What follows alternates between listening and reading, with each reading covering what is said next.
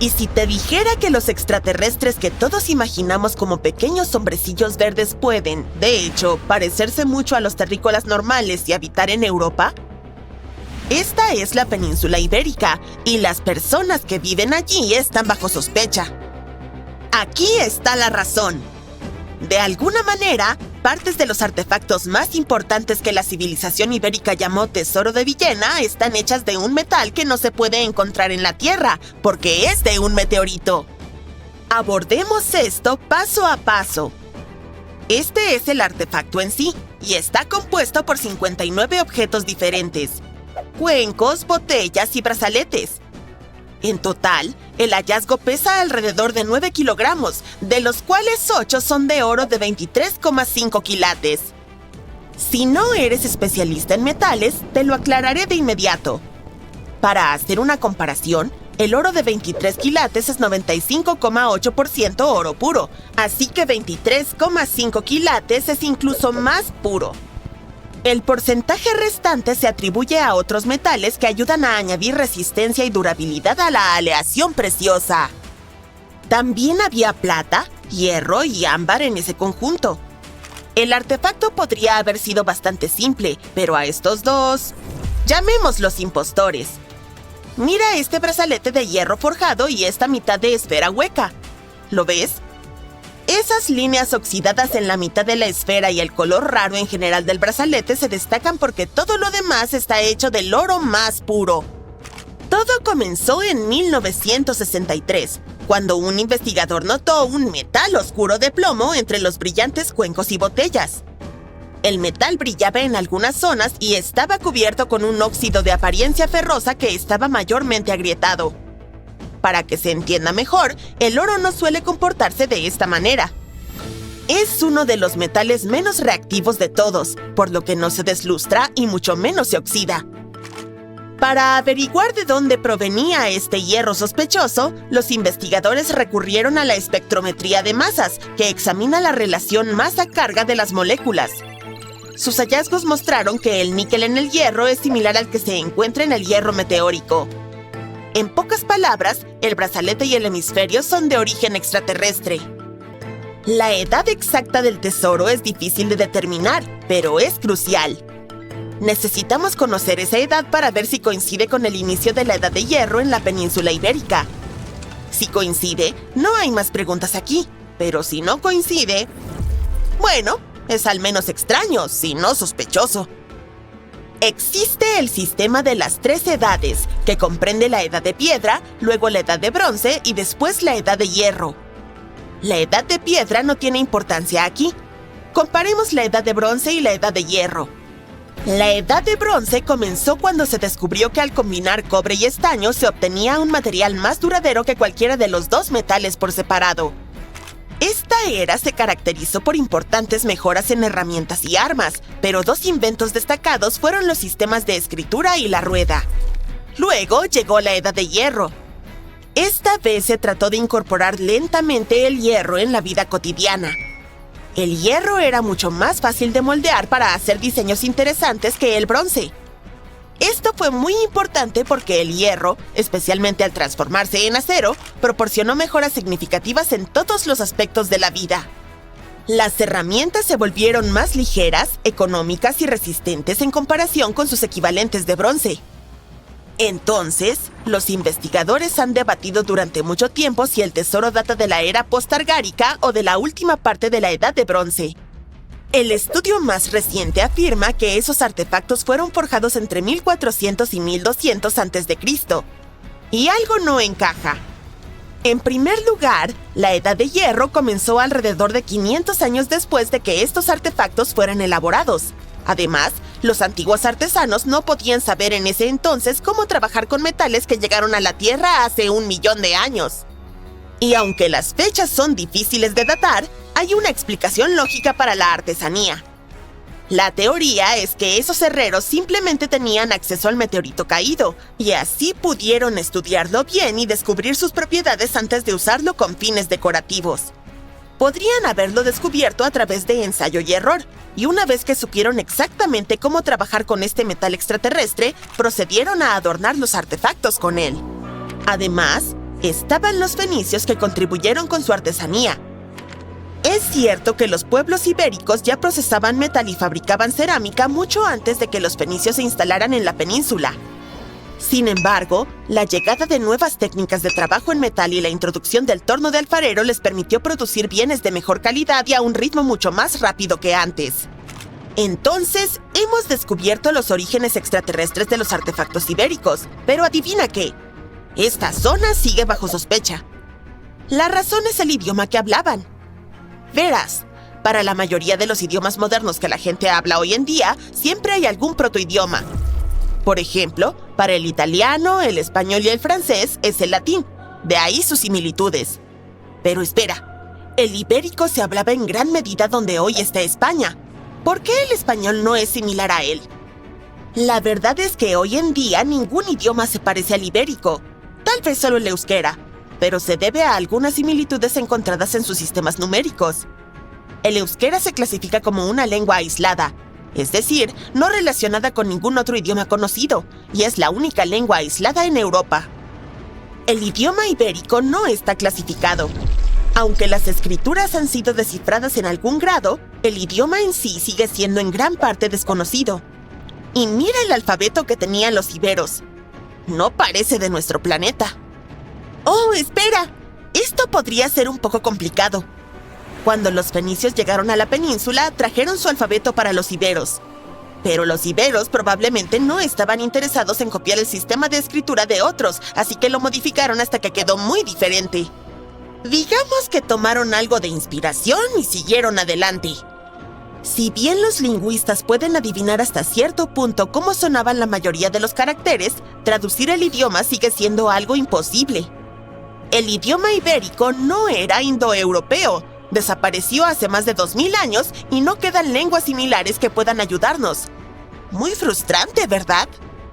Tenemos más de 2000 inscripciones ibéricas de tumbas, monedas, cerámica, placas de plomo e incluso grabados en paredes de cuevas, pero además de un puñado de palabras, estamos completamente en la oscuridad sobre lo que significan. Si pudiéramos entender su idioma, quizás habríamos aprendido que eran grandes pensadores, pero solo podemos contemplar las obras de arte que dejaron. La cultura ibérica tiene un montón de cosas asombrosas hechas por artesanos talentosos. No hablamos solo de metalurgia y cerámica, sino también de esculturas detalladas, textiles, joyería y otros adornos personales. Pero aquí está el secreto. La producción de todos estos artículos de lujo dependía mucho de una gran clase agrícola. En el corazón de la sociedad ibérica, la mayoría de las personas se dedicaban a la agricultura y al cuidado del ganado. Dependiendo de la ubicación, los tipos de agricultura variaban. Por ejemplo, en el norte se dedicaban principalmente al cultivo de granos, mientras que en la zona de Valencia se concentraban en la producción de aceite de oliva. En el oeste, la cría de animales era la principal actividad. Sin embargo, no tenemos mucha información sobre el día a día de las personas que realizaban este trabajo esencial. Por otro lado, conocemos mucho sobre la clase alta de la sociedad ibérica, que controlaba estos recursos agrícolas y contrataba a los artesanos. Para el siglo VII a.C., comenzamos a ver un grupo de príncipes ibéricos que llevaban una buena vida, comerciando con los fenicios y disfrutando de elegantes artículos de lujo. Puedes identificar a esta clase de élite por sus prácticas funerarias. La cremación era el método preferido para los funerales entre los iberos, y a menudo se realizaba a individuos adinerados en los cementerios con todo tipo de bienes lujosos y esculturas funerarias que nos brindan una idea sobre la moda y los peinados de los ricos. Curiosamente, a partir del siglo VI a.C., hubo una disminución notable en el número de entierros reconocibles, lo cual sugiere que estos elaborados ritos funerarios se volvieron más exclusivos para una pequeña élite. Mientras tanto, el destino de la mayoría, agricultores, artesanos, soldados y trabajadores que componían la gran parte de la población, sigue siendo un tanto misterioso. Fue una civilización bastante avanzada, pero desapareció sin dejar rastros. Los investigadores creen que pudo haber sido por algún terremoto, pero hasta ahora no lo sabemos con certeza. En 1936, el egiptólogo británico Walter Bryan Emery encontró un pequeño objeto de 60 centímetros de altura en el desierto. Esto generó un debate sobre si se trataba de un elaborado modelo de piedra de un platillo volador o incluso de un hiperimpulsor de una nave espacial que le pertenecía a alguna civilización avanzada que visitó la Tierra. Emery pasó años excavando sitios a lo largo del Valle del Nilo, especialmente en la enorme antigua necrópolis de Saqqara. Encontró innumerables tesoros del antiguo Egipto, y el más extraño fue el sepulcro de un alto funcionario llamado Sabu. Los historiadores no saben con certeza quién fue. Algunas fuentes dicen que era hijo de un rey. Su entierro en Saqqara indica que era una figura importante en la corte real. No hay registros de este periodo temprano en el que vivió, por lo que el papel y el destino de Sabu siguen siendo un misterio. Dentro de su tumba, los científicos encontraron 7 cámaras funerarias, cada una llena de ofrendas tradicionales. Huesos de animales, herramientas de pedernal, cerámica, objetos de marfil y cuencos de piedra. Y también había un extraño y roto artefacto que se hizo famoso como el disco de Sabu. Se asemeja a un cuenco poco profundo con fondo redondeado, pero tiene 3 lóbulos delicadamente tallados y curvados, espaciados a unos 120 grados alrededor de su perímetro. Estos lóbulos están separados por 3 agujeros, y en el centro hay un tubo delgado. El material utilizado para construir el disco es metarenisca o esquisto. Este tipo de roca es frágil, muy porosa y sumamente difícil de tallar. Se escama con facilidad y se desmorona bajo presión, por lo que cómo lograron fabricar el disco con herramientas de piedra y cobre bastante simples alrededor del 3000 a.C. sigue siendo un misterio. La siguiente gran pregunta es ¿por qué decidieron enterrar a Sabu con él? Tal vez, si conociéramos su verdadero propósito, tendría más sentido. Cuando fue descubierto por primera vez, los arqueólogos pensaron que no era más que un jarrón, un quemador de incienso o una decoración ceremonial. Pero aquellos que lo examinaron más detenidamente desde el punto de vista de un ingeniero, decidieron que en realidad podría ser un componente de un mecanismo más grande. Un historiador aficionado realizó una copia exacta del artefacto con una impresora 3D, y resultó que el disco de Sabu era un impulsor antiguo, una parte crucial de una bomba centrífuga.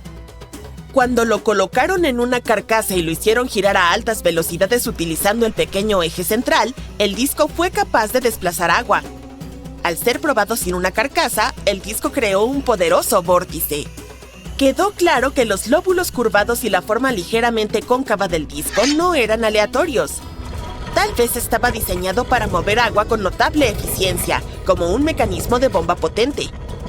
Toda la civilización del antiguo Egipto dependía de la irrigación. Las dinastías posteriores perfeccionaron la irrigación en las cuencas y lograron controlar el ascenso y descenso del Nilo para aprovechar al máximo la agricultura. Así que los ingenieros de la primera dinastía pudieron haber experimentado con técnicas de riego avanzadas miles de años antes de lo que los científicos pensaban. Sin embargo, algunos dudan de que el esquisto sea lo suficientemente fuerte como para ser utilizado en un mecanismo de bombeo. Sugieren que los artesanos de la primera dinastía de Egipto estaban intentando recrear un objeto aún más antiguo, usando las herramientas y materiales que tenían a su disposición. Podría tratarse de una réplica de piedra de algo originalmente hecho de metal, quizás perteneciente a una civilización mucho más antigua y avanzada que el propio Egipto antiguo. Un autor suizo lleva esta idea aún más lejos y propone que el disco es una copia de un componente del hiperimpulsor de una nave espacial extraterrestre o un modelo en piedra de un platillo volador. Un investigador francés cree que el disco de Sabu formaba parte de un sistema secreto de fábricas de carbonato de sodio dentro de las pirámides. Algunas personas sugieren que el disco pudo haber sido una herramienta primitiva para tejer cuerdas. Los lóbulos sostenían hilos de seda o fibra que se torcían en cordel cuando se giraba. O podría haber sido una lámpara gigante. Otro misterio histórico es un mapa de 1513 que se cree que es el mapa detallado más antiguo que muestra las Américas. El autor es un capitán turco llamado Piri Reis. Él nunca cruzó el océano por su cuenta y confeccionó este mapa a partir de 20 mapas regionales. Utilizó un mapa árabe de la India, 4 mapas portugueses que mostraban la India y China y un mapa de América de Cristóbal Colón tal como él la percibió. Este último mapa estuvo perdido durante muchos años. Por lo tanto, el mapa de Reis nos da una idea de lo que Colón debió haber registrado durante su tercer viaje al Nuevo Mundo. Un historiador que estudió el mapa sugirió que mostraba la Antártida en tiempos prehistóricos porque se asemejaba extrañamente a la verdadera costa de la Antártida, tal como lucía cuando estaba libre de hielo. Pero luego se demostró que esta idea no era correcta. Otro hallazgo que sacudió al mundo de la ciencia fueron las esferas de Klerksdorp. Fueron encontradas en depósitos de mineral pirofilita en Sudáfrica y parecen pequeñas bolas de cricket antiguas con líneas alrededor del centro. En la década de los 80, existía la teoría de que una civilización superavanzada, anterior al diluvio, de la que no sabemos nada, había hecho estas esferas. Un periodista compartió historias sobre cómo giraban por sí solas en una vitrina. También hubo un programa de televisión que invitó a un psíquico que les decía a todos que las esferas eran partes de una antigua nave espacial.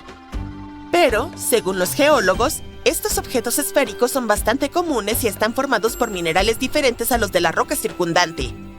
Las líneas similares a costuras son solo impresiones de las capas de la roca anfitriona que se acumulan con el tiempo. Las esferas de Klerksdorp vienen en diferentes formas, desde esferas aplanadas hasta discos distintivos. En cuanto al episodio en que una de estas esferas giró por sí sola, el curador del museo de Klerksdorp aclaró que cuando colocó una esfera en su estante de vidrio al recibir la visita de un periodista, la esfera giró un poco porque es redonda. Hay algunas actividades de extracción de oro en los alrededores, por lo que en el terreno donde se encuentra el museo se producen con frecuencia temblores de tierra.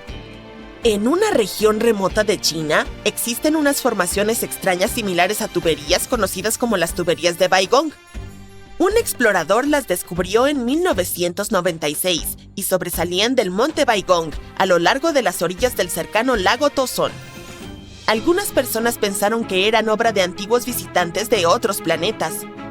Cuando los científicos analizaron unas muestras del material de las tuberías, descubrieron que contenía principalmente minerales comunes, pero había un misterioso 8% de algo desconocido. Algunas pruebas adicionales mostraron que estas tuberías habían estado allí antes de los humanos. Más tarde, unos geólogos chinos visitaron el sitio y sugirieron que estas tuberías se formaron naturalmente con el tiempo. Tal vez fueron raíces fosilizadas de árboles de un pasado muy verde de la zona. Aún es un verdadero misterio sin una respuesta clara. Mientras cavaban una zanja a lo largo de un río en Rumania, unos trabajadores encontraron una cuña, que ahora es famosa como la cuña de aluminio de Ayud o el objeto de Ayud. Justo a su lado, había algunos huesos de mastodonte. Esos parientes lejanos de los elefantes vivieron hace 11.000 años, así que concluyeron que la cuña tiene la misma antigüedad. La parte genial es que está hecha de aluminio, pero este metal no fue descubierto hasta el siglo XIX. Este material requiere un calor intenso para trabajarse. Se dice que la cuña está cubierta por una gruesa capa de óxido que ha estado ahí durante cientos de años. Algunos piensan que esta cuña debe haber aterrizado aquí en una nave espacial de algún otro planeta.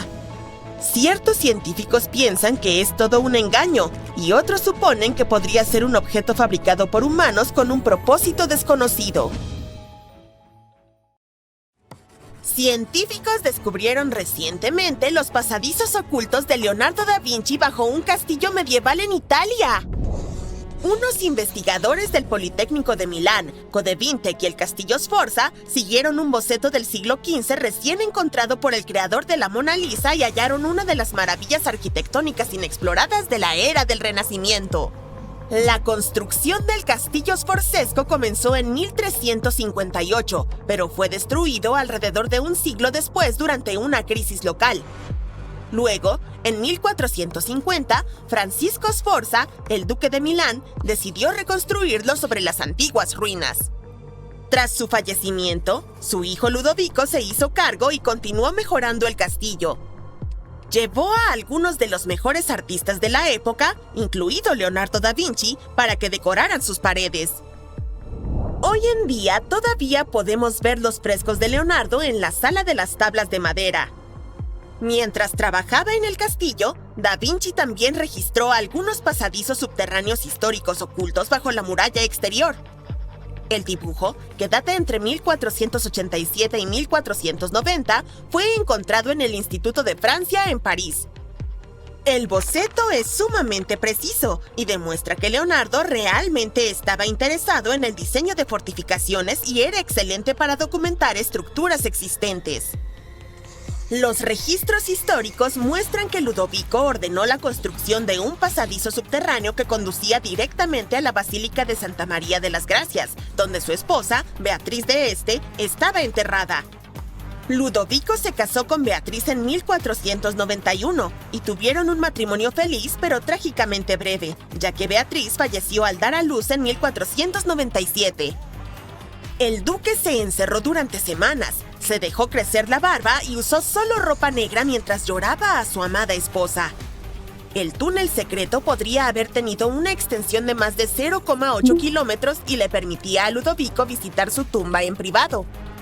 También pudo haber servido como una ruta de escape en caso de que el castillo alguna vez estuviera bajo asedio. La existencia de los túneles permaneció como uno de los misterios del Renacimiento durante años, ya que nadie sabía con certeza que estaban allí. Pero ahora, los científicos finalmente revelaron la historia secreta. Utilizaron una combinación de radar de penetración terrestre y escaneo láser para crear un modelo 3D preciso de todas las estructuras bajo el castillo.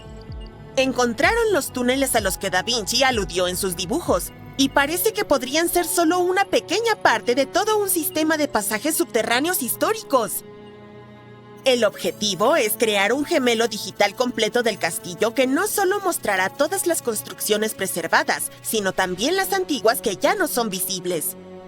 También planean agregar realidad aumentada a los recorridos virtuales para permitirles a los visitantes descubrir los pasadizos ocultos de Leonardo da Vinci. No sabemos si el genio realmente participó en la construcción de los túneles que los científicos descubrieron recientemente, pero sí conocemos algunas otras invenciones de Leonardo da Vinci. Creó el primer mapa similar a uno satelital en 1502, mucho antes de que la fotografía o los satélites fueran siquiera un concepto. Una figura famosa en Italia, César Borgia, invitó a Leonardo a un pequeño pueblo llamado Imola, cerca de Bolonia, para que le creara un mapa altamente detallado. En aquel entonces, los mapas no eran muy precisos, ya que nadie había descubierto cómo mostrar distancias exactas a una escala reducida. En su lugar, la gente invertía mucho tiempo decorándolos con dragones, rosas, castillos elegantes, cordilleras, flores y otros detalles artísticos. Estos diseños se asemejaban más a hermosos cuadros destinados a ser exhibidos que a herramientas prácticas para la navegación. Pero César Borgia deseaba algo realmente funcional, y Leonardo logró crear algo revolucionario en el campo de la cartografía. Si comparas imágenes satelitales de Imola hoy con el mapa de Leonardo, las similitudes te sorprenderán. Capturó cada callejón, curva de las calles, carreteras e incluso el tamaño exacto de los edificios. Y lo hizo todo a mano, solo con un lápiz, una regla, un compás y varios de sus propios ingeniosos inventos. Para reunir todos los datos necesarios, el genio caminó por las calles durante semanas con una gran rueda que giraba mientras se movía, un odómetro, con el fin de recorrer la distancia con un cable. Usando una brújula magnética, determinó las direcciones precisas. También desarrolló una herramienta llamada busola, que medía ángulos dentro de un círculo. Con esto, podía rastrear los giros exactos de cada calle y el tamaño de las intersecciones. Determinó las distancias entre las casas y las carreteras principales. Luego, de regreso en casa, utilizó sus notas y cálculos para dibujar un mapa a escala con una precisión increíble. En su obra, Da Vinci también utilizó una técnica desarrollada por el humanista florentino León Battista Alberti. Él había creado un método de mapeo donde se podía colocar una ciudad entera dentro de un círculo con el uso de coordenadas polares. En el centro de la ciudad se encontraban 8 líneas rectas, las cuales representaban las principales direcciones de una brújula. Leonardo utilizó este sistema para dividir la ciudad en 8 secciones. No dejó de lado ni siquiera los edificios más pequeños, lo que hizo que su mapa fuera uno de los más avanzados de su época.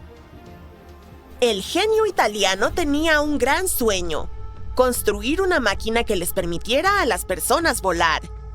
Estudió cómo las aves, los murciélagos y las cometas se desplazan por el aire y diseñó una máquina voladora especial, el ornitóptero. Creía que si lograba imitar sus movimientos, los humanos podrían elevarse como ellos. El diseño de Da Vinci se parecía mucho a un murciélago, con dos grandes alas puntiagudas que se extendían más de 10 metros de ancho. Planeaba construir el armazón de madera de pino ligera y cubrirlo con seda cruda para hacerlo fuerte pero no demasiado pesado. La persona que lo pilotaba se recostaba boca abajo sobre una tabla de madera en el centro. Para hacer que las alas aletearan, el piloto debía pedalear una manivela con los pies, la cual estaba conectada a un sistema de varillas y poleas. También había una manivela manual para potencia extra e incluso un casco para ayudar a dirigir. A medida que la persona movía las manos y los pies, las alas aleteaban y se retorcían, al igual que las de un pájaro. Pero había un gran problema. Los humanos no son lo suficientemente fuertes como para hacer que la máquina despegue del suelo. Aunque podría haber funcionado una vez en el aire, no había manera de que una persona pudiera hacerlo volar por su cuenta. Leonardo probablemente se dio cuenta de esto, pero su increíble idea aún inspiró máquinas voladoras que llegaron siglos después. Da Vinci estaba muy adelantado a su época con muchas de sus invenciones, pero su idea de un robot humanoide era especialmente futurista. Trabajaba bajo el patrocinio de la familia Sforza, la que mandó construir esos antiguos túneles de Italia. El genio diseñó un caballero mecánico que podía mover los brazos, girar el cuello e incluso abrir y cerrar la boca. Leonardo tenía un buen conocimiento de la anatomía y de la mecánica de los movimientos del cuerpo, lo que lo ayudó. Su inusual creación utilizaba un sistema externo de cables. Un manubrio lo ponía en movimiento y también había un mecanismo interno impulsado por engranajes. Aproximadamente 450 años después, los detallados bocetos del caballero robótico de Da Vinci fueron redescubiertos en la década de 1950. Varios investigadores intentaron recrear el robot a partir de esos bocetos. En 2002, un roboticista, Mark Rosheim, que ha desarrollado sistemas para la NASA y Lockheed Martin, se inspiró en las antiguas notas y construyó un modelo funcional del caballero robótico de Da Vinci. Otro diseño que Leonardo creó para el Duque Sforza fue un tipo especial de puente que podía desmontarse y transportarse con facilidad. Estaba destinado a las fuerzas de defensa que necesitaban cruzar ríos o fosas durante sus desplazamientos. Este se balanceaba sobre el agua y aterrizaba en el otro lado. Tenía ruedas y utilizaba un sistema de poleas y cuerdas, lo que permitía su montaje rápido y su desmontaje con la misma rapidez. Para mantenerlo estable, incluso tenía un peso especial para ayudar a equilibrarlo. Leonardo escribió en sus notas que el puente era ligero pero fuerte y diseñó varios como este para el Duque. Uno de sus otros diseños era un puente que se podía construir muy rápidamente, lo que ayudaría a las fuerzas de defensa a cruzar varios ríos. A medida que los científicos continúan estudiando los pasajes ocultos de Leonardo da Vinci, se revelan nuevos capítulos en la historia humana. ¿Quién sabe qué otras maravillas arquitectónicas inexploradas descubrirán? Dicen que este lugar está repleto de dinero. Lleva siglos almacenado allí, pero nadie ha conseguido llevárselo de esta isla. Los buscadores de tesoros están hechizados con este sitio desde 1795. Mucha gente ha probado suerte buscando el botín que unos piratas españoles o incluso los caballeros templarios pudieron haber escondido allí. Pero hoy en día es imposible llegar hasta ese lugar, ya que se trata de un sitio privado, así que lo único que se puede hacer es reservar una excursión marítima por esta isla.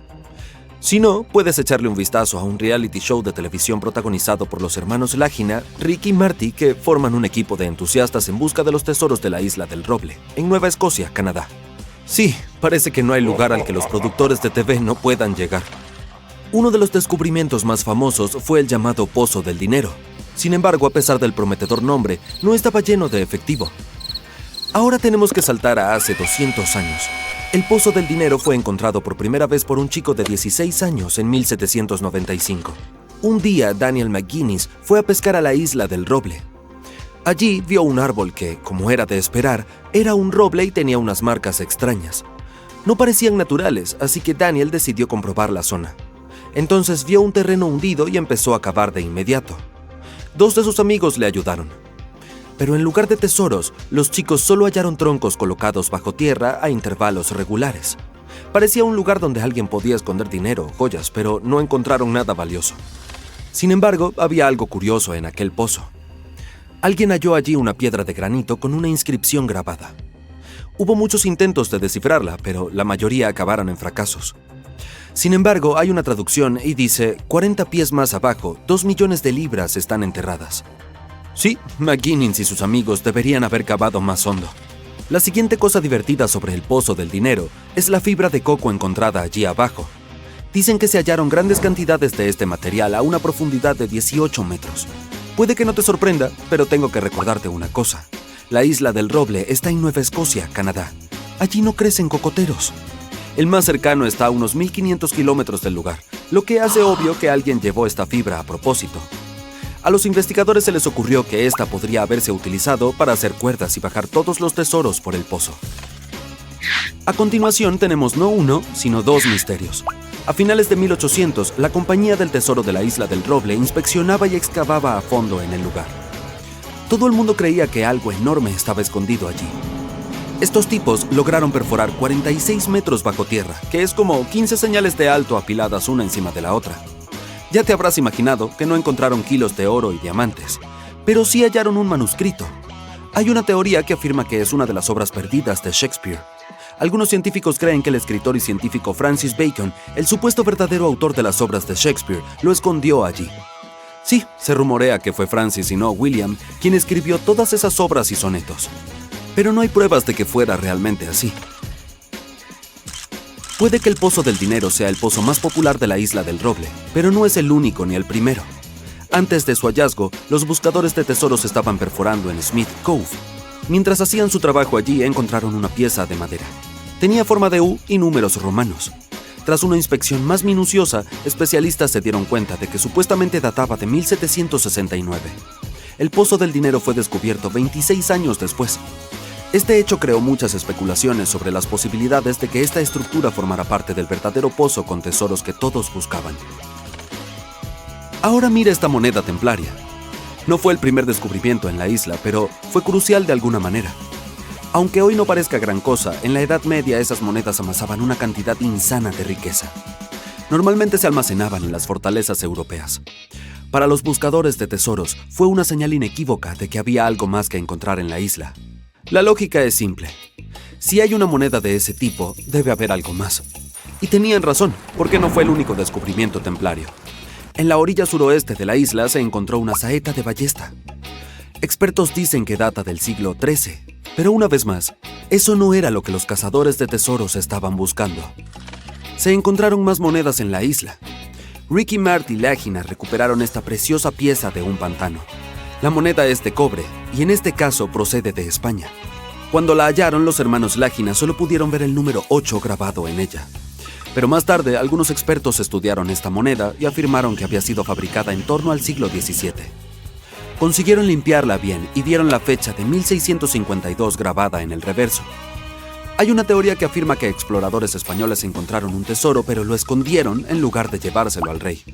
Así que tal vez esta moneda se cayó del cofre lleno de monedas y joyas y forma parte del botín que todos buscaban. O puede que alguien la perdiera accidentalmente. ¿Quién sabe? Otro famoso buscador de tesoros es Gary Drayton. Su equipo y él, junto con Rick Lágina, encontraron 2 monedas mientras buscaban metales en la isla. Eran del rey Carlos II de Britania del siglo XVII. Una de ellas tenía una inscripción muy clara que indicaba que fue acuñada en 1771.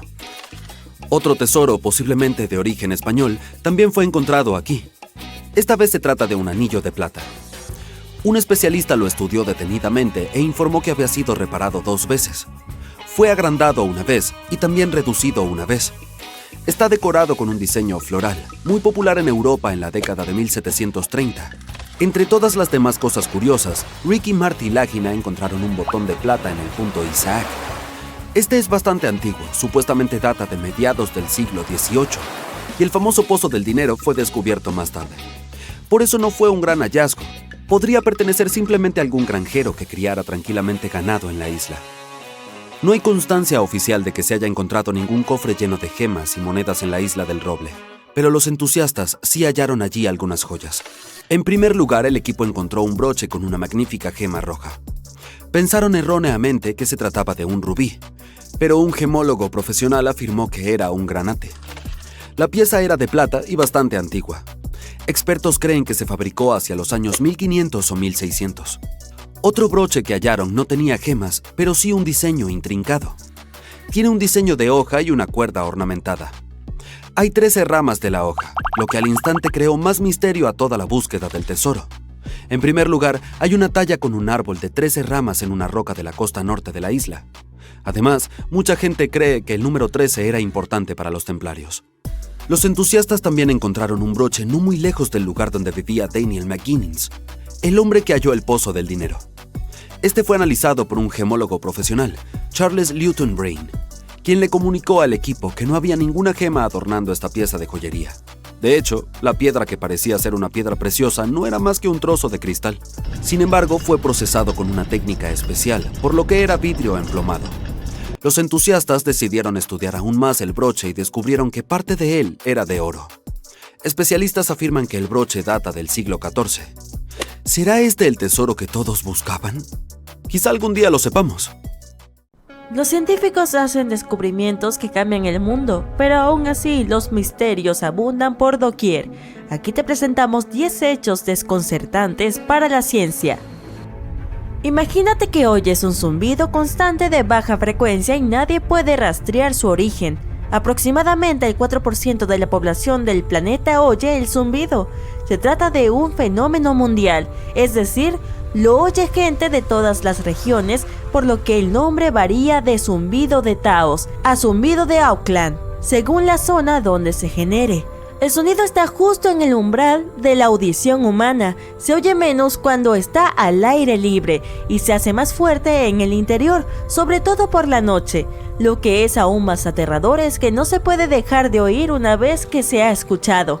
Algunos dicen que empezó en Londres en la época de Charles Dickens, quien escribió Cuento de Navidad, y que el sonido de baja frecuencia procede en realidad del zumbido de los insectos, ¿o no? Los primeros casos se registraron en Bristol, Reino Unido, a mediados de la década del 70. Los científicos tienen varias teorías sobre el origen del zumbido y por qué solo algunas personas pueden oírlo. Sin embargo, no tienen una respuesta clara. Podría producirse cuando las olas del mar se desplazan por el fondo oceánico o golpean contra las plataformas continentales, o podría ocurrir por erupciones volcánicas y terremotos. ¿Y qué de las señales de radio de frecuencia ultra baja utilizadas para comunicarse con submarinos o incluso de la tecnología 5G? Upsweep es otro tipo de sonido no identificado. Se descubrió en 1991 en el Océano Pacífico y está potente como para ser registrado en todo el mar. Los científicos creen que podría estar relacionado con la actividad volcánica submarina. Curiosamente, el volumen del sonido ha ido disminuyendo en comparación con el nivel que tenía cuando se descubrió. Sin embargo, aún puede detectarse. Además, es estacional. Alcanza su mayor intensidad en primavera y otoño. ¿Estará relacionado con los cambios de estaciones? Nadie lo sabe con certeza. El siguiente misterio es un monumento en forma de cono hallado en el mar de Galilea, en Israel. Fue descubierto accidentalmente mediante un escáner sonar en 2003, pero los hallazgos no se publicaron hasta 2013. La estructura pesa 60.000 toneladas y en su momento quedó sumergido por la crecida de las aguas. Los arqueólogos dicen que es enigmático porque no pueden averiguar de dónde procede, no saben a qué está conectado ni cuál es su función. Así que este monumento tan enorme como extraño sigue siendo un misterio. Trasladémonos a Göbekli Tepe, Turquía. Este lugar, también llamado Colina del Ombligo, te ofrece uno de los yacimientos arqueológicos más importantes del mundo. ¿Por qué es importante? Bueno, tiene unas enormes piedras talladas de unos 11.000 años de antigüedad. Para ponerlo en perspectiva, son 6.000 años más antiguas que Stonehenge. Estas rocas se colocaron antes de empezar a cultivar o a fabricar herramientas de metal o cerámica. Así pues, la existencia de este lugar va en contra de la cronología que conocemos, según la cual primero se cultivaba y luego se construía. Al parecer no fue así. En cualquier caso, una buena pregunta es, ¿cuál era el propósito de este sitio? ¿Fue construido para adorar a algunos espíritus? En efecto, los arqueólogos creen que podría ser el templo más antiguo del mundo. Palodiction nodosum, sí ya sé que suena a fórmula química, es un fósil viviente hallado en las profundidades del fondo oceánico. Aunque no lo creas, estas madrigueras hexagonales fueron hechas por un animal, en concreto el Palodiction nodosum. Sin embargo, los científicos no han podido encontrar al artista. Ahora, ¿qué quiero decir con fósil viviente? Bueno, aunque hasta ahora nadie lo vio, el Palodiction nodosum es la criatura que produce una madriguera casi idéntica a los fósiles de Palodiction. ¿Tendrá el aspecto de un gusano? Los científicos no lo saben. Algo está claro, no se trata de una estructura formada al azar por las fuerzas geológicas. Hablando de fósiles, echa un vistazo a este gigante. Su nombre informal es Goxelus. Fue descubierto en 2011 por un paleontólogo aficionado. Los paleontólogos estudian la historia de la vida en la Tierra analizando los registros fósiles. Volvamos a Goxelus. Mide casi 2 metros de largo y 3 metros de alto si se coloca en posición vertical. Este fósil tiene 450 millones de años y procede de la época en que Cincinnati estaba bajo el agua. Podría ser una estera de algas fosilizada, pero los paleontólogos tienen opiniones diferentes.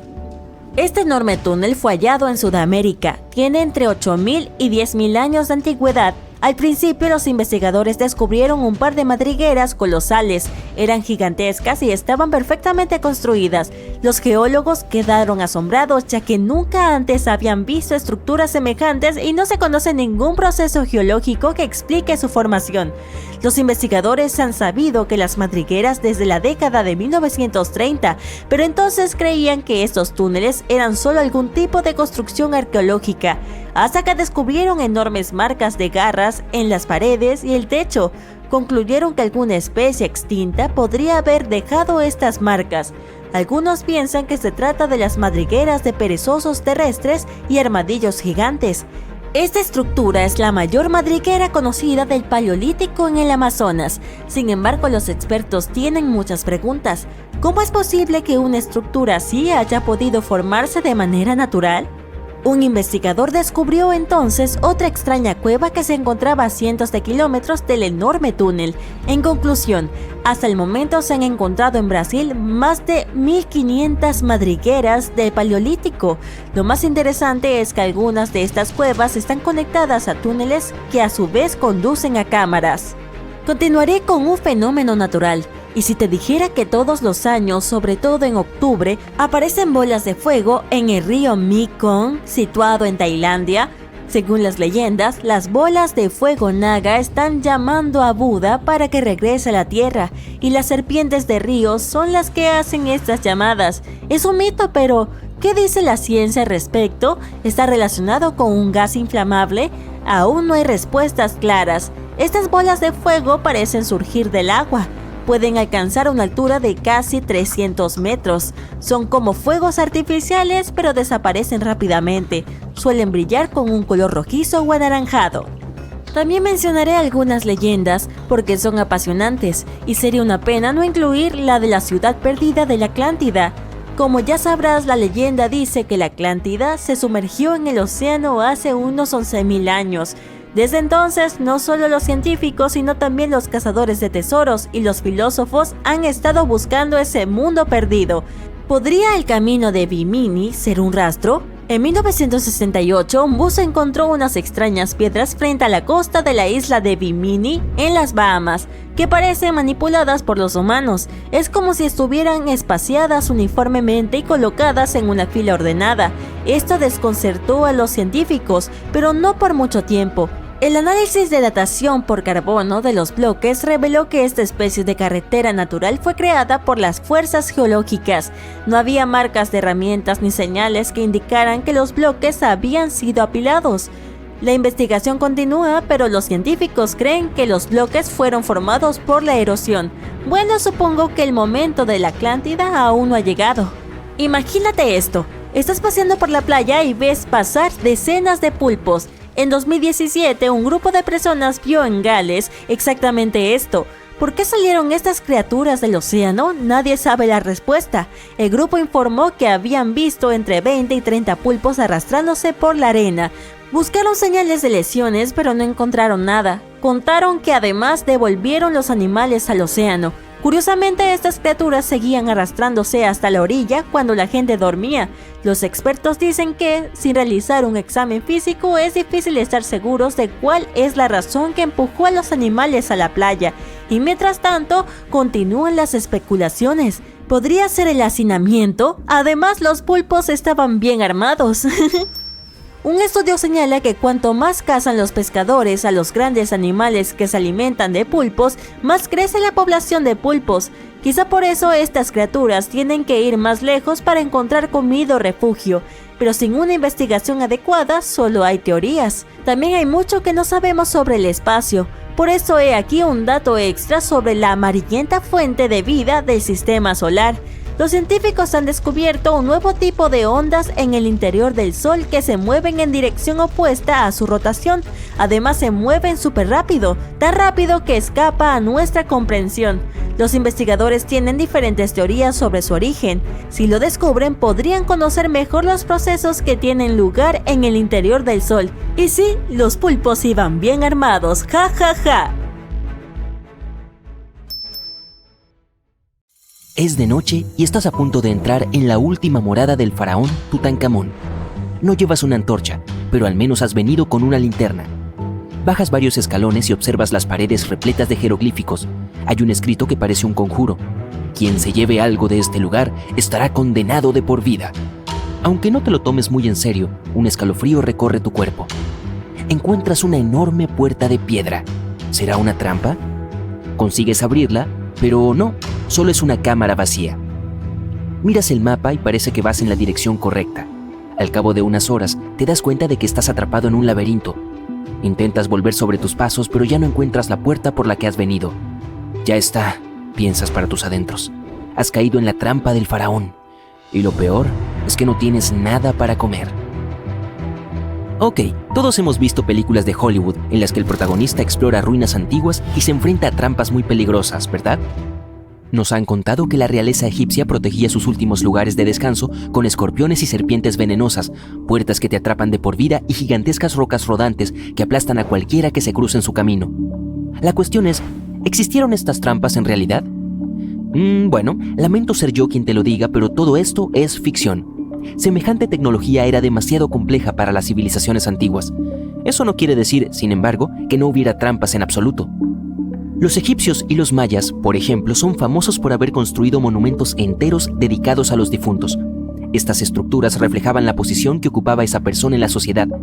Así, para quienes eran realmente importantes, los VIP de su época, se construían enormes monumentos que preservaban su cuerpo durante toda la eternidad. Algunas de estas civilizaciones creían que la vida continuaba en el más allá. Por ese motivo, se enterraba a las personas junto con muchas de las pertenencias que había tenido durante su vida. Si era alguien de mucho dinero y poder, entonces su tumba estaba llena de riquezas y oro. Ahora, imagina que vives en el antiguo Egipto. Sabes exactamente dónde se encuentra la tumba del faraón y has escuchado rumores sobre la cantidad de riquezas que se llevó con él a su última morada.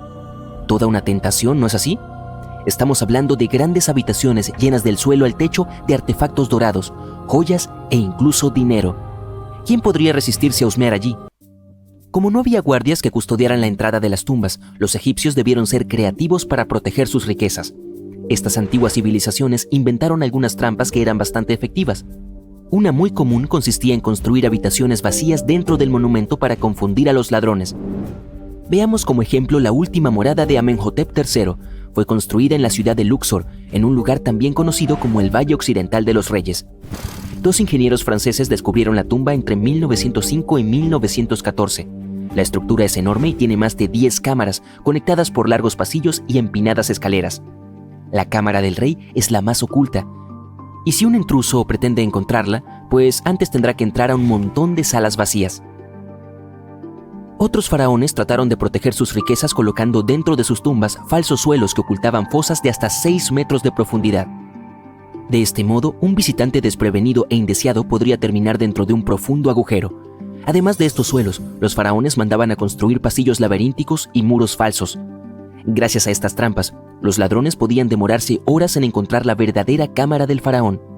En cuanto a las fosas con serpientes venenosas, si había algún reptil en el interior de estos monumentos, probablemente haya entrado por su cuenta. Y lo más probable es que no permaneciera allí mucho tiempo. No hay forma de que las serpientes sobrevivan años y años sin comida dentro de estas fosas. Así que sí, solo es otra ficción de Hollywood. Y si estas trampas te parecen aburridas, los arqueólogos encontraron algo muy interesante en la última morada de la Reina Roja de Palenque, en México. Palenque fue una de las ciudades mayas más poderosas del México precolombino, y se creía que la Reina Roja era la abuela del último rey maya, sin duda una persona de gran importancia para el imperio. En su honor, se construyó un enorme monumento para guardar su cuerpo tras su muerte. El descubrimiento de la tumba en sí ya fue emocionante. Los arqueólogos lo encontraron al excavar en el lugar en 1994. Lo primero que vieron fue una habitación con una puerta oculta. Cuando la abrieron, descubrieron un largo pasillo. Finalmente, al final de este pasillo estaba la cámara de la reina. El equipo de arqueólogos estaba más que emocionado al desenterrar esta cámara con la momia de la propia reina aún en su interior. Estaba acompañada de perlas, joyas y costosas piedras. Pero a medida que el equipo exploraba los restos, se topó con algo bastante extraño. La habitación estaba llena de un polvo rojo. Los investigadores sabían que el color rojo era importante para el pueblo maya. Muchas de sus ropas y sus edificios estaban decorados con este tono, pero no entendían por qué la reina estaba enterrada con esta sustancia roja desconocida. Después de llevarse una muestra para analizarla, descubrieron que el polvo rojo era cinabrio, un mineral muy peligroso. Este polvo, cuando se inhala, puede causar graves daños a la salud. El equipo llegó a la conclusión de que solo podía tratarse de una trampa para quien intentara llevarse las riquezas de la reina. Bueno, puede que los polvos peligrosos hayan sido las trampas más letales que hemos visto hasta ahora, pero quizá la forma más barata de mantener alejados a los visitantes indeseados era esparcir hechizos escritos por toda la tumba. Tal vez hoy en día nos causen gracia, pero en aquella época eran más o menos eficaces. Por lo general, los hechizos le aseguraban a quien se llevara algo del lugar que correría una suerte trágica. Algunos conjuros profetizaban que los ladrones perderían sus casas en grandes incendios o en terribles inundaciones. Otros maldecían a los intrusos con problemas de salud incurables y terroríficos. Pero, por desgracia, nada detenía a los saqueadores de tumbas. Algunos aseguraban que estos hechizos tenían un efecto real. Un caso famoso fue el del egiptólogo británico Howard Carter, responsable de desenterrar el lugar de descanso del faraón Tutankamón en la década de 1920. Luego de meses de excavaciones infructuosas, Carter descubrió la existencia de la tumba por casualidad.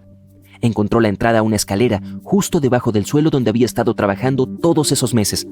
Con la ayuda de un equipo, despejó los montones de arena que bloqueaban la escalera y descubrió una puerta.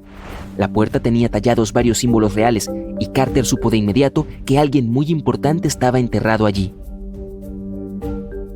Y de hecho, acertó. Con un cincel hizo un agujero en la esquina superior izquierda de la puerta e iluminó el interior con la ayuda de una vela. No podía creer lo que estaba viendo, el reflejo de varios objetos dorados y joyas que se agolpaban en la cámara ante él. Carter acababa de descubrir la última morada de Tutankamón, escondida durante casi 3000 años. Pero la historia no terminó aquí. Este descubrimiento vino acompañado de una serie de desafortunados acontecimientos que llevaron a muchos a pensar que los hechizos del faraón habían surtido efecto. El propio Carter falleció misteriosamente pocos años después, y algunos de sus ayudantes perdieron sus casas en inundaciones, tal como amenazaban los conjuros. Hay quienes dicen que se trata solo de una coincidencia, ya que no hay pruebas reales de que estas cosas estén conectadas. Bueno, ¿qué opinas? ¿Piensas que los hechizos del faraón son verdaderos? El Titanic se hundió el 14 de abril de 1912 y todas las pertenencias de los pasajeros y los artículos del barco fueron a parar a las profundas y oscuras aguas. Estos objetos esperaron pacientemente a ser descubiertos hasta 1985. El Titanic se hundió rápidamente y parecía que casi no quedaba nada del barco. Sin embargo, los buzos que fueron en pequeños submarinos lograron recuperar muchos artefactos del naufragio. Si te preguntas cómo se ven estos sorprendentes objetos, acompáñame. Varios museos tienen colecciones de objetos del Titanic rescatados por buzos o donados por los sobrevivientes y sus familiares, y algunos de estos artículos incluso se venden en subastas, por lo que si estás dispuesto a gastar una bonita suma en un artefacto exclusivo, ¿por qué no? El primer artículo de mi lista es un reloj de bolsillo perteneciente a un pasajero del Titanic, John Chapman. John y su esposa Elizabeth estaban en su luna de miel. Cuando el barco golpeó el iceberg, a Elizabeth se le ofreció un asiento en un bote salvavidas junto a su amiga Emily Richards. Sin embargo, había un problema. El señor Chapman no podía entrar al bote. Elizabeth se volvió hacia su amiga Emily y le dijo: «Adiós, si John no puede ir, yo tampoco iré». Eso es lo que yo llamo amor verdadero. Después de un corto tiempo, el barco se hundió. Si retrocedemos y volvemos al reloj de bolsillo de Chapman, notaremos un detalle desgarrador. Los expertos creen que el reloj se detuvo alrededor del momento en el que el barco finalmente se sumergió. ¿Recuerdas la icónica escena de la película Titanic en la que los músicos continuaban tocando mientras el barco se hundía? El violín que tocaba el verdadero músico fue vendido en una subasta por 1,7 millones en 2013. Se dice que los músicos tocaban Nearer My God to Thee mientras el transatlántico se hundía. Ya que estamos hablando de los músicos, podríamos arrojar luz sobre una pieza musical encontrada en el barco. Era la canción Put Your Arms Around Me, Honey. Teniendo en cuenta el hecho de que el papel se arruina casi instantáneamente cuando se moja, es un milagro ver esas partituras. Otro documento de papel conservado es el menú del almuerzo. Los pasajeros de primera clase lucían sus hermosos vestidos y disfrutaban de su comida sin saber que era su último almuerzo. Este artículo único fue subastado por $122,000. Las comidas se ofrecían según la clase. Por ejemplo, los pasajeros de primera clase comían pavo asado con salsa de arándanos, cordero de primavera o abadejo al horno. En comparación, los almuerzos de tercera clase constaban de sopa de arroz, pan fresco, roast beef y salsa marrón. También había galletas marineras que los pasajeros comían para aliviar el mareo. No estaba solo el menú, también se recuperó un boleto VIP. El número de billete todavía se puede leer, 1342. A continuación, tenemos muestras de perfume de la época eduardiana. Un químico llamado Adolf Salfield subió al Titanic con varias botellas de perfume. ¿Por qué llevaba estas muestras? Bueno, Salfield planeaba abrir una tienda de fragancias en Estados Unidos. 61 frascos de perfume se hundieron con el barco. Afortunadamente, su propietario logró sobrevivir y llegar a salvo, pero sus muestras se hundieron y recién fueron descubiertas hace algún tiempo por los buzos. Cuando se nos cae un plato, por lo general se hace añicos. Pero, ¿crees que se pueda recuperar un plato intacto del Titanic? La respuesta es sí. La vajilla original de White Star es la prueba. Al parecer, los pasajeros de cada clase no solo recibían diferentes comidas, sino también se les servía con distintos tipos de platos. Los platos recuperados tienen un motivo floral en verde y marrón. Los bordes son dorados y hay un logotipo en el centro. Por cierto, se venden en subastas y puedes encontrarlos en línea. Sigamos con las conmovedoras historias personales.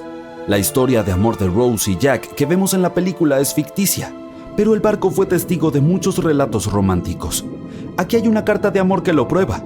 Las líneas nos cuentan cómo era la vida en el barco durante los últimos días. Fue escrita por Kate Boss el 10 de abril. Mencionó lo mareada que se sentía y otras cosas, como que debía ir a cenar en media hora. Esta carta no fue la única que los buzos sacaron a la superficie. Por ejemplo, está la carta que Esther Hart le escribió a su pequeña hija Eva. Fue vendida en subasta por 119,000 libras. Probablemente sea la última carta escrita a bordo, ya que se completó solo 8 horas antes de la tragedia. No está tan dañada porque estaba en el bolsillo del abrigo del marido de Esther.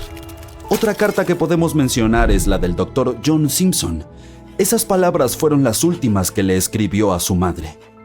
Permíteme presentarte a Edith Rosenbaum. Ella estaba en el barco con su cerdito de juguete de la suerte. Edith se había lesionado gravemente en un accidente antes de subir al gran barco. El juguete fue un regalo de su madre como apoyo moral para su proceso de recuperación. En realidad, era una caja de música en forma de cerdito. Edith lo utilizaba para calmar a los jóvenes asustados en el bote salvavidas. El siguiente elemento en la lista es el silbato de Lillian Winfred Bentham. Ella era una pasajera de segunda clase. En aquella terrible noche, Lillian estaba en su camarote. No creía que el Titanic pudiera hundirse. Después de todo, era el barco insumergible.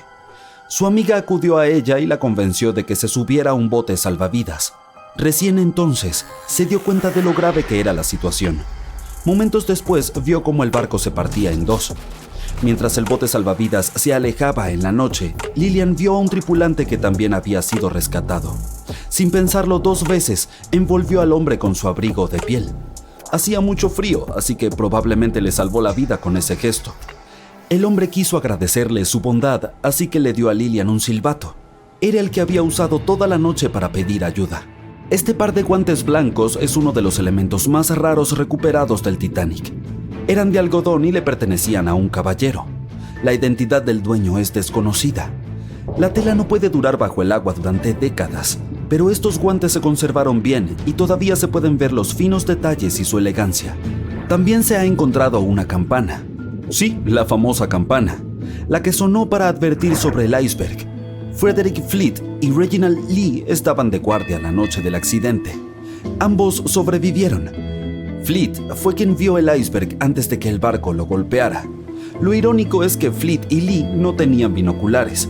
Estaban guardados en un armario, pero la llave del armario estaba en el bolsillo de un miembro de la tripulación que fue reasignado a otro barco a último minuto y no dejó la llave. Podrían haber visto el iceberg antes si hubieran tenido binoculares, y el Titanic podría haber girado a tiempo. Los buzos no solo descubrieron pertenencias de los pasajeros o de la tripulación, sino también piezas del propio barco. El siguiente elemento es la Gran Escalera. Algunas partes de esta icónica estructura se han recuperado del naufragio. Esta escalera se convirtió en un punto de encuentro entre los pasajeros de primera clase. Si querían visitar los baños turcos para un día de spa o ir a cenar, se encontraban en la escalera y se iban juntos. Esta escalera era un símbolo de lo lujosas que eran algunas partes del Titanic. Otro objeto milagrosamente salvado que pertenecía al Titanic es su plano. Fue uno de los elementos más caros vendidos en la subasta. El plano tiene alrededor de 10 metros de ancho. ¿Qué más? También se descubrió el logómetro. Es un aparato utilizado para verificar la velocidad de navegación del barco y la distancia que recorre. Los expertos dicen que desde el inicio hasta el mediodía del 14 de abril, el artefacto registró unos 500 kilómetros. Y hay más. También se encontró un gran trozo de casco que pesa 15 toneladas. Los ojos de buey más grandes eran para los camarotes y los más pequeños eran para los baños. Esta pieza fue encontrada en 1994, pero fue en 1998 cuando se extrajo con éxito. Después de todos estos años bajo el agua, estaba llena de vida marina. Aún así, sorprendentemente, los ojos de buey todavía tenían vidrio. Supongamos que eres un buzo y solo puedes sacar uno de estos objetos. ¿Cuál elegirías? Hola, ¿qué tal si exploramos algunos artefactos geniales y extraños del pasado? ¡Vamos! ¿Has oído alguna vez hablar de los espejos mágicos chinos? Estos espejos estaban hechos de bronce sólido, tenían dos lados. Al frente era una superficie pulida brillante, similar a los espejos.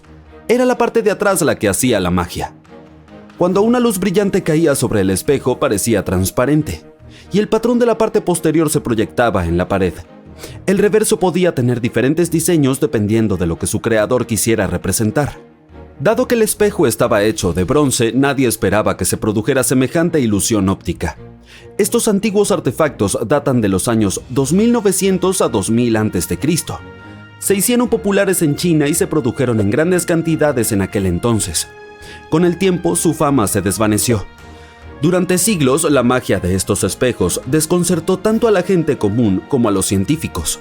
En el siglo XI, el científico chino Shen Kuo decidió estudiar los espejos, ya que convenientemente tenía 3 en su poder. Le sorprendió la capacidad del metal para actuar como si fuera transparente. Creía que algunas técnicas de templado creaban arrugas superficiales en el espejo para hacerlo translúcido. Sin embargo, estas arrugas eran imperceptibles al ojo humano. Resultó que él tenía razón. Muchos científicos intentaron descifrar los espejos abiertos a lo largo de los siglos, pero no lo lograron hasta que finalmente, en 1932, William Bragg descubrió que Shen Kuo siempre había tenido razón sobre las inapreciables arrugas superficiales. De vez en cuando las personas abren múltiples pestañas en un navegador y llegan a un punto en el que no hay espacio para una nueva. Aparentemente esto mismo sucedía mucho antes de que se inventaran las computadoras e Internet. Te presento al navegador del siglo XVI. Esta es una rueda de libros de tamaño completo. Es una especie de estantería rotatoria hecha a medida. Gregory Hayworth, un especialista en ciencia textual, dice que esta herramienta tiene un sistema de engranajes epicíclicos. Esto significa que la rueda del libro funciona como un sistema planetario. Un engranaje gira alrededor de otro. Los estantes del aparato mantienen una inclinación constante de 45 grados que sujeta los libros firmemente mientras la gran rueda gira. En aquel entonces las personas usaban esta herramienta mientras escribían enciclopedias y ediciones de obras clásicas. En este tipo de trabajo hay que tener muchos libros abiertos simultáneamente para recopilar con facilidad información de múltiples fuentes. El ingeniero italiano Agostino Ramelli es el inventor de esta pieza de maquinaria moderna temprana. ¿Y si te digo que unos buzos de esponjas encontraron accidentalmente una antigua computadora en Grecia? Sacaron este artefacto de un naufragio cerca de la isla de Anticítera en 1901. Los científicos lo llamaron el mecanismo de Anticítera y se considera que es la primera computadora mecánica. La máquina parece un trozo de bronce, pero tiene algún tipo de mecanismo compuesto por engranajes y ruedas. Por lo tanto, los expertos primero asumieron que era una herramienta de astrónomo. Sin embargo, después de una radiografía, descubrieron que el instrumento era mucho más complejo de lo que pensaban. Estaba destinado a calcular posiciones astronómicas y a seguir el ciclo de 4 años de los Juegos Atléticos, entre otros propósitos. Contenía una caja con diales en el exterior y tenía un conjunto de ruedas dentadas. Todavía se desconoce quién construyó un instrumento con este nivel artístico hace 2000 años y por qué esta tecnología se perdió. Después de ver lo sofisticado que era el artefacto, los científicos aceptaron que su conocimiento sobre la ingeniería griega antigua no era tan bueno.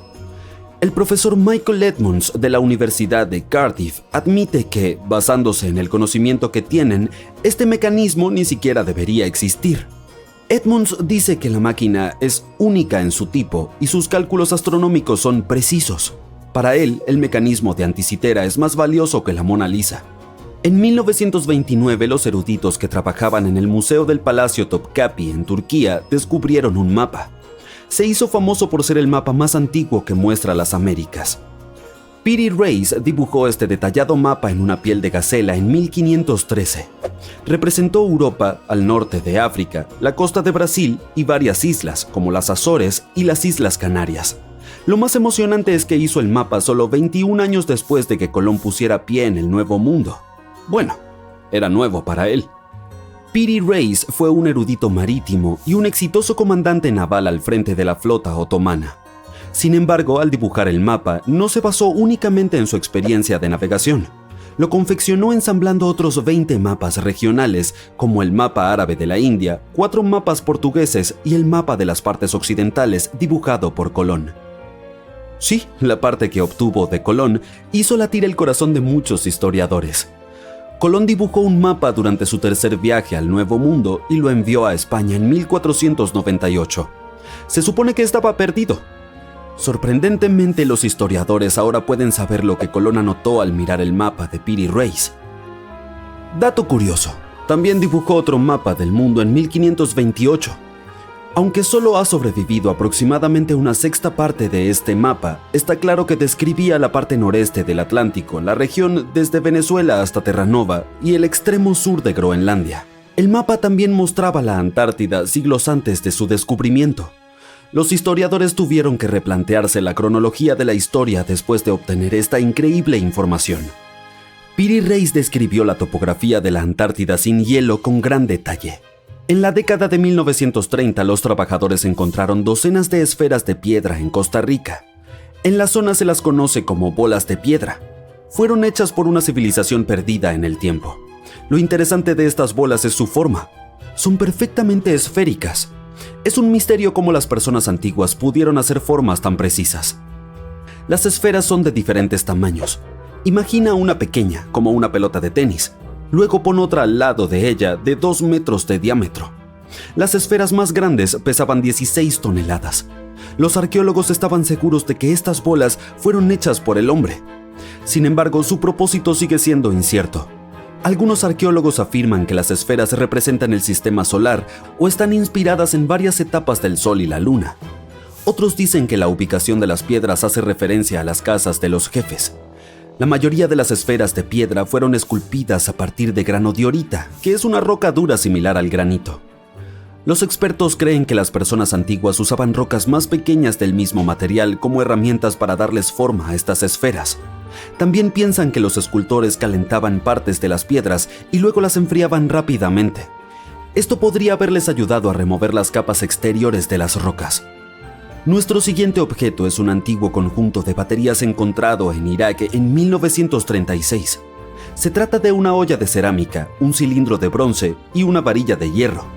En la parte superior, la varilla de hierro está aislada del cobre por asfalto, y tanto la varilla como el cilindro caben dentro de la boca del frasco. El cilindro de cobre no es hermético, por lo tanto, si la olla se llenaba de líquido, también rodeaba la varilla de hierro. Los arqueólogos se centraron más en la varilla de hierro oxidada, ya que el recipiente solo necesitaba ser llenado con una sustancia ácida o alcalina para producir una carga eléctrica. Después de examinar este extraño artefacto, un arqueólogo austríaco hipotetizó que el instrumento utilizaba reacciones químicas para generar energía eléctrica. Es por eso que lo compararon con una batería. Es posible que una antigua civilización lo haya usado para algún tipo de electroterapia. Sin embargo, no se conoce ningún objeto galvanizado de este período. Por lo tanto, la hipótesis de Koenig fue rechazada por muchos arqueólogos, pero tampoco se ha demostrado que él esté equivocado. El origen y el propósito del recipiente siguen siendo inciertos hasta el día de hoy. ¿Quieres ver el estudio de arte más antiguo del mundo? En 2011, los arqueólogos encontraron caparazones de 100.000 años de antigüedad en una cueva de Sudáfrica que se usaba para hacer pintura. Una capa de polvo rojo brillante en el interior de un par de caparazones es la prueba. Los arqueólogos dicen que encontraron un kit completo utilizado para producir una mezcla pigmentada. En una parte diferente de la cueva se exhibían varias pinturas con pequeñas etiquetas de precio destinadas a la venta. Nah, solo estoy bromeando. Aunque esa grande de allí se vería muy bien sobre mi sofá. Durante más de 3.000 años, la máscara dorada del faraón Tutankamón permaneció oculta en el Valle de los Reyes. Este artefacto, que mide unos 54 centímetros de altura, demuestra la habilidad y el arte de los antiguos egipcios. Sin embargo, nadie esperaba que los rayos X revelarían su mayor secreto. El rey Tutankamón fue el último gobernante de su familia durante la dinastía 18. Ascendió al trono con 9 años, pero gobernó solo durante 10 años antes de fallecer inesperadamente. Siendo sinceros, en el antiguo Egipto fue mayormente olvidado por los gobernantes que le sucedieron. Su tumba no era de gran importancia para ellos, tanto así que incluso los saqueadores la pasaron por alto. Puede sonar un poco triste, pero la verdad es que fue una gran noticia para nosotros. Al ser olvidada, su tumba quedó perfectamente preservada. Mientras que las otras tumbas del Valle de los Reyes fueron saqueadas, la suya permaneció sellada e intacta. Así que cuando fue descubierta en 1922, tenía más de 5.000 objetos preciosos en su interior. Eso hizo de Tutankamón una celebridad instantánea y uno de los faraones más conocidos en la actualidad. Entre los tesoros se encontraba la pieza más impresionante, su máscara de oro. Se dice que esta máscara es una imagen exacta del rostro del rey, o al menos se suponía que lo era. Pero llegaremos a eso más adelante. El propósito de esta representación exacta de su cara era asegurar que su alma lo reconocería en el más allá y regresara a su cuerpo momificado. En las creencias del antiguo Egipto, esto le permitiría seguir viviendo luego de la muerte. Los detalles de la máscara parecían increíblemente difíciles de crear, pero la gente no se dio cuenta de lo compleja que era hasta muchos años después. Las primeras radiografías de la máscara se tomaron en 1967. En aquel entonces el principal motivo de estos escaneos era práctico, la conservación. La máscara se dirigía a París para una exposición y era la primera vez que salía de Egipto. Esto les ayudaría a llevar un registro de cualquier cambio durante la exhibición. Además, las imágenes podrían dar pistas sobre cómo se hizo la máscara. Pero en ese momento no se daban cuenta de lo compleja que era su construcción. Me refiero a que los orfebres egipcios no usaban técnicas modernas de soldadura, así que, ¿cómo hicieron esta máscara? Las nuevas radiografías tomadas en el 2007 nos dieron algunas respuestas. Resulta que los egipcios no usaron oro puro, que es de 24 quilates. La máscara estaba hecha de oro de 23 quilates, lo que significa que estaba mezclada con otro material. Entonces, los especialistas descubrieron que las láminas de oro contenían una pequeña cantidad de cobre, un metal de color marrón rojizo. Esto probablemente se hizo para que el material fuera más flexible y fácil de moldear. Así podían trabajar las láminas de oro calentándolas y martillándolas repetidamente. Pero había un secreto más dentro de la máscara que no fue descubierto hasta 2015. El año anterior, el personal del Museo Egipcio del Cairo estaba trabajando en la exhibición cuando accidentalmente se desprendió la larga barba de la máscara. Otra teoría sugiere que la barba se había aflojado con el tiempo y se cayó. De cualquier manera, el hecho de que la barba del rey Tutankamón se desprendiera causó mucho estrés. Después de todo, estamos hablando de una de las mayores atracciones turísticas del Cairo, por lo que los expertos tuvieron que solucionar el problema rápidamente. El proceso de restauración comenzó con un registro detallado del estado de la máscara. Para ello tuvieron que realizar un escaneo tridimensional completo del artefacto.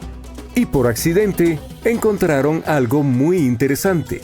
Dentro de la barba real hay un tubo de oro, una estructura intrigante que los egipcios tal vez usaban para fijar la barba al resto de la máscara. Y eso demostró una vez más que el proceso de fabricación de esta máscara era incluso más complejo de lo que los expertos pensaban. Pero los misterios no terminaban ahí. ¿Recuerdas que mencionamos que se pensaba que la máscara representaba perfectamente el rostro del rey Tutankamón? Bueno, eso podría no ser del todo cierto. Algunas teorías sugieren que la máscara nunca fue hecha para él y que en realidad fue elaborada para otra persona. Un estudio publicado en 2015 sugirió que la máscara fue originalmente hecha para una faraona, su supuesta madrastra, la famosa y bella reina egipcia Nefertiti. La mayor pista proviene de una inscripción en la máscara. A primera vista parece pertenecer a Tutankamón, pero después de un examen minucioso, los investigadores notaron que había algo más escrito debajo del nombre del rey. El sello del nombre real parece haber sido alterado y originalmente tenía algo escrito que se traduce como Reina Nefertiti. Hay otro aspecto de la máscara dorada de Tutankamón que pasó inadvertido durante años, lo cual añade aún más misterio. Como mencionamos recién, los expertos creen que no fue muy respetado por los faraones que vinieron después de él. Y una de las pistas que llevó a los arqueólogos a pensar esto son los agujeros en las orejas de la máscara. Algunos investigadores creen que Tutankamón no usaba aretes cuando era un niño. Por lo tanto, según su teoría, para cuando falleció a los 18 años, no debería haber sido representado con las orejas perforadas. Esto también podría respaldar la idea de que la máscara originalmente le pertenecía a Nefertiti, o tal vez a alguien que ni siquiera estaba relacionado con Tutankamón. Pero la máscara no es la única fuente de misterio. De hecho, toda su tumba está llena de enigmas. Recientemente, unos historiadores encontraron una señal de que el lugar donde se suponía que el rey debía ser enterrado fue cambiado en el último momento. Durante años, los expertos se preguntaron por qué un faraón que gobernó durante 9 años terminó en una tumba tan sencilla. Al compararse con la grandeza de las tumbas de otros faraones, su sepulcro parece algo simple. La idea de que un rey como Tutankamón tuviera un lugar de descanso tan poco destacable no concuerda con el poder y la importancia que debió tener en el antiguo Egipto. Entonces, ¿qué pasó? Al parecer esto podría tener algo que ver con su sucesor, el faraón Ay. Después de que el rey Tutankamón falleció, los investigadores creen que Ay se aseguró de borrarlo de la historia de Egipto.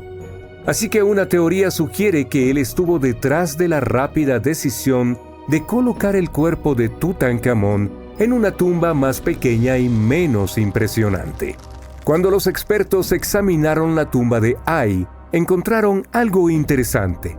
Hay una gran pared cubierta de babuinos pintados. Este es el mismo tipo de arte que se encontró en la tumba de Tutankamón. Parece que la misma persona podría haber ilustrado ambas tumbas. El diseño y la decoración de las dos tumbas son casi idénticos, lo que sugiere que hubo una misma mano detrás de ambas. Pero hay una diferencia clave. La tumba de Ay es adecuada para un rey. Es mucho más grande e impresionante, aunque el estilo y las obras de arte son similares a lo que se ve en la tumba de Tutankamón. Por lo tanto, la teoría sugiere que Ay decidió qué se colocó en ambas tumbas. Dado que Tutankamón falleció joven, su gran tumba no estuvo lista a tiempo. Normalmente los faraones comenzaban a construir sus tumbas mientras aún estaban vivos para asegurarse de que todo fuera perfecto. Pero Tutankamón falleció cuando solo tenía 18 años, así que no hubo suficiente tiempo. Ay pudo haber aprovechado la situación, ordenó una tumba más pequeña para Tutankamón y reservó la más grande para sí mismo. Los expertos creen que esta teoría explica por qué la tumba de Tutankamón es tan sencilla y cómo Ay logró borrar su memoria de la historia con tanta facilidad. Al final, la historia de la máscara y la tumba del rey Tutankamón está llena de misterio e intriga. Cada nuevo descubrimiento arroja más luz sobre lo que realmente sucedió hace tantos años. Pero una cosa es segura. Los secretos del antiguo Egipto aún tienen mucho por revelar y el rey Tutankamón continuará fascinando a la gente durante un largo tiempo.